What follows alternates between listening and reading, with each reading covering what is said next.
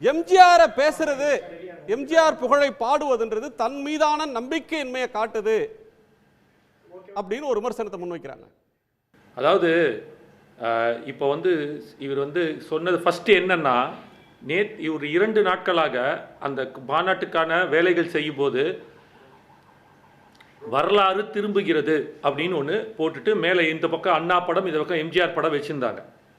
அதை சுட்டி காட்டுவதற்காக தான் முக்கியமாக இன்று எம்ஜிஆரை பற்றி பேசினார். ஃபர்ஸ்ட் பாயிண்ட், கொள்கை தலைவர்களாக விட்டு கொடுக்கல. அவர் சார் அண்ணன் ரமேஷ் அண்ணன் நினைக்கிறேன், அவர் சரியாக பார்க்கலன்னு நினைக்கிறேன்.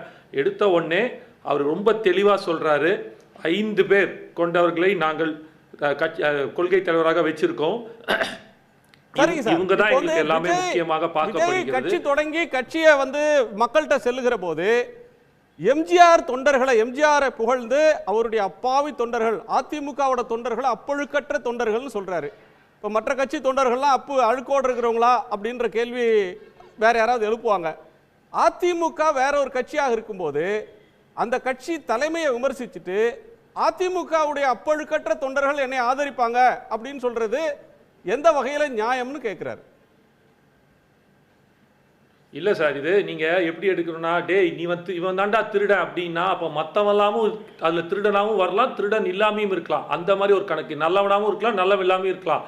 ஆனா நீங்க என்னன்னா ஒருத்தரை மட்டும் குறிச்சா அடுத்தவன்லாம் இல்லைன்ற எதிர்மறை கருத்தை எடுத்துக்க கூடாதீங்க. புரியுதுங்களா?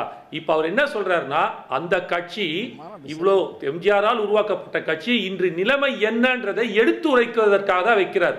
அவரோட கட்சியோட தொண்டர்கள் குழப்பத்தில் இருக்கிறார்கள். பிடிக்காத, அவர் சொல்றாரு, ஒட்டாத பாஜகவுடன் ஒரு கூட்டணி வச்சிருக்காங்க, அது அவங்க கட்சி தொண்டர்களுக்கு பிடிக்கல, அதனால தான் அவங்க இப்படி ஒரு இதுதான் எடுத்து வைக்கிறார் அவர் முக்கியமாக.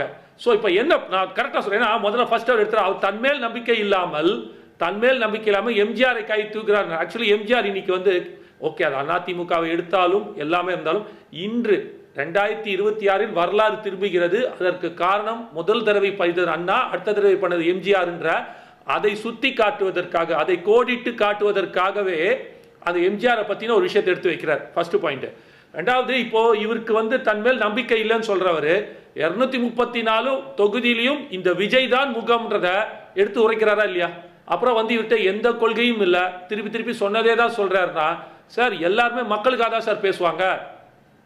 ஒரு நாட்டில் யார் இருக்காங்க? மக்கள் இருக்காங்க. அந்த மக்களுக்கு சேவை செய்யணும்ன்ற போது அவர்களை எப்படி மேம்படுத்துவது தான் பேசிட்டு இருப்பாங்க.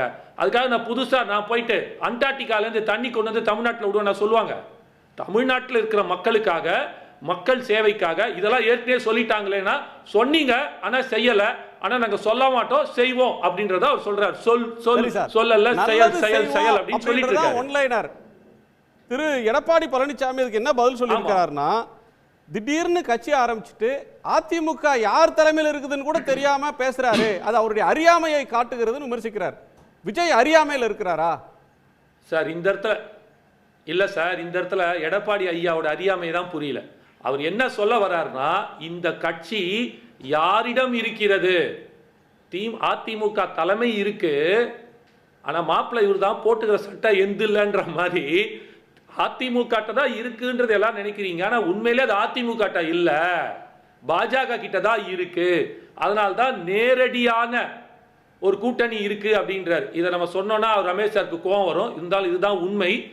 அவங்க என்ன சொல்றாங்களோ அதை மட்டும் தான் செய்வாங்க. ஏன்னா 2 கூட்டணி கட்சிகள் உட்கார்ந்து அமித்ஷாவும் எடப்பாடி ஐயாவும் 2 மாபெரும் கூட்டணி சேர்ந்துட்டோம் சொல்லிட்டு பேசுறாங்க.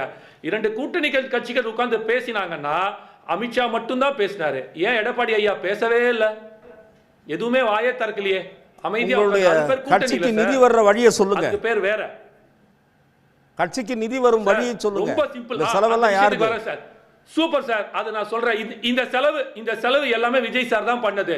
இதை ஏன் சொல்றேன்னா, அவர் உழைச்ச காசை செலவு பண்ணியிருக்காரு. இந்தியாவிலேயே ஷாருக் கானுக்கு அடுத்தது 82 கோடி ரூபாய் சென்ற ஆண்டு டாக்ஸ் கட்டியிருக்காரு சார். Tax 82 crores.